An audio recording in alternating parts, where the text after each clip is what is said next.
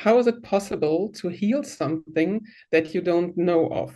That relates a bit to what I said before. Of course, we all have a little bit, or maybe sometimes not. We have, many of us have a little bit of an intellectual narrative, but some of the ancestry or ancestral information is hidden. That's why we call this talk the invisible blueprint, because it's not that we know everything very detailed. So we know some of it sometimes, and sometimes we don't know much. We can even be able to draw our ancestral tree very precisely and have a lot of data. As long as we can feel it, most probably not so much will change. But if we can begin to use the properties or the capacities of our body and our nervous system, which I said before is the living hard disk or hard drive of our and humanity's history. That's an amazing receiver. And so there's a lot of data stored in it. But of course, when you use certain programs on your computer, there might be thousands of files that you never look at, although they are also on your computer, but you never open them.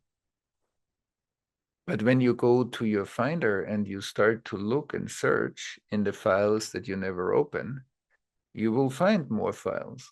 So when I put attention and awareness and I begin to set an intention, okay, that I want to look deeper at this part of my ancestry or that part of my ancestry. And often we do this together also in community. That's why when we do it in communities and maybe with in triads or smaller groups, when we practice together, we find some people where we sit and presence each other. So then within that awareness of a kind of a community of practice, we begin to, that our intention surfaces files.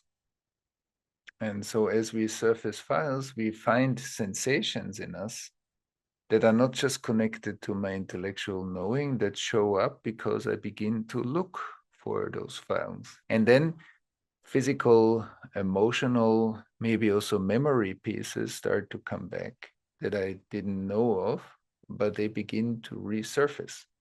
And another part that is very interesting is sometimes, and I have seen multiple moments like that, we were doing some ancestral healing work with a person, and an estranged part that they had no connection for 30 years. And in the same night, they got an email from that part of the family, and they wanted to reconnect after the process happened.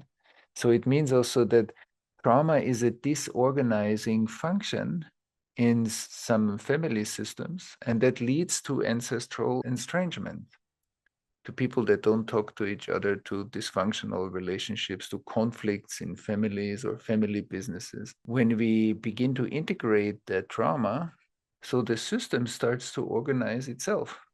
And often that leads also to the fact that one person starts the healing work, like I think many of us know, and then other people in the family join. It's not that everybody does it, but even if another person in the family does it, and then that activates another person in the family, you can see there's more movement and more reorganization in the system. And so we don't need to know everything intellectually, but we need to develop a skill to listen to whatever surfaces in us. And that's a kind of an inner listening capacity and sensing capacity that we need to train. It's like a muscle we build. So a lot of information will surface because by the nature of trauma, the information is hidden.